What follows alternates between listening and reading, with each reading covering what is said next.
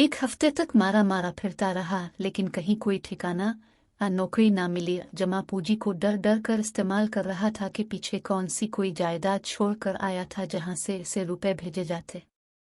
अलिफाल्टा अबू को कर्जदार कर आया था। 2 महीनों में ही हसन को तारे नजर आ गए। गोरों का हक आमेज सुलूक इसमें गम गुस्से की लहर दौड़ा देता, लेकिन कुछ कहने करने की बजाय चुप रहने पर मजबूर था। इन 2 महीनों में उसने जूते पॉलिश किए, होटल्स में वॉशरूम साफ किए, बड़े बड़े मॉल्स में पहुंचे लगाए कि हसन को इससे ज्यादा अच्छी जॉब देने के लिए कोई तैयार न था। चंद अपने जैसे समंदर पार आने वाले, डॉलर्स कमाने के ख्वाब देखने वाले हमवतनों से मुलाकात हो गई थी, जिनकी बदौलत एक गंदा गलीज कमरा रात को सोने के लिए मिल गया था।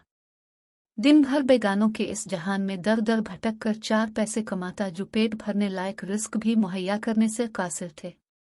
अब हसन को घर की वो दाल रोटी याद आती जो तीनों वक्त माँ बड़ी मोहब्बत से इसके आगे रखती थी, और वो 100 नखरे दिखाता, अक्सर खाने से ही इनकार कर देता।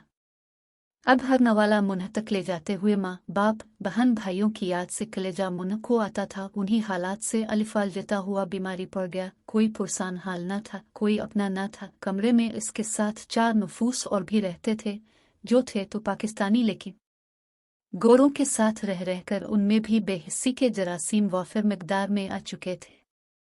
हर वक्त अपने आप में मगन रहते। सबकी पेश नज़र सिर्फ एक ही बात थी, पैसा कमाना। बाकी कौन मर रहा है, कौन जी रहा है, इस बात से बिल्कुल लाताल्लुक थे। उनका इतना एहसान ही काफ़ी था कि सर छुपाने को ठिकाने दे दिया था, वो भी इसलिए कि सब मिल मिलाकर इस गलीज कमरे का किराया देते थे और हसन से भी वसूल करते। शुरू में लगातार 1-2 दिन के वक्फे से वालिदैन से राब्ता किया, लेकिन अब कई दिन गुजर जाते राब्ता किए। जेब इजाज़त ही ना देती थी। हसन हालात से लड़ कर थक चुका था।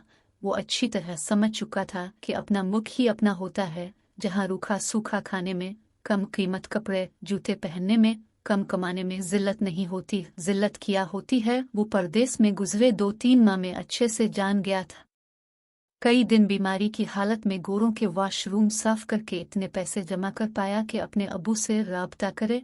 तकरीबन 15 दिन बाद अबू से राब्ता हुआ तो फूट फूट के रो पड़ा। अबू, मुझे वतन वापस आना है, मुझे बलवा लें अबू जी, प्लीज अबू जी, कुछ भी करके मुझे बलवा लें।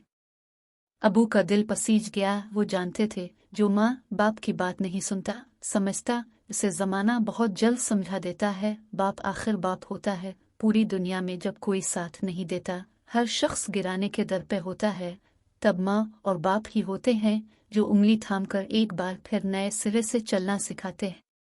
बिल्कुल वैसे ही जैसे 9-10 महीने की उम्र में लड़खड़ा कर चलने वाले बच्चे को पहले खड़ा होना और फिर कदम उठाना सिखाते हैं। परदेस में लाचार पड़े हसन को वक्त ने एक ही ठोकर में समझा दिया था कि अपने ही हमेशा काम आते हैं। न जाने अबू ने कितनी भाग दौड़ की, क्या किया, जतन किए, कहाँ से पैसों का इंतजाम किया, और बिलाखिर 1.5 माह मजीद जिल्लत, अजियत और तकलीफ बर्दाश्त करने के बाद हसन ने अपने वतन की सरजमीन पर पांव रखा तो उसकी नस नस में वतन की मोहब्बत एक अंगड़ाई लेते हुए बेदार हो गई।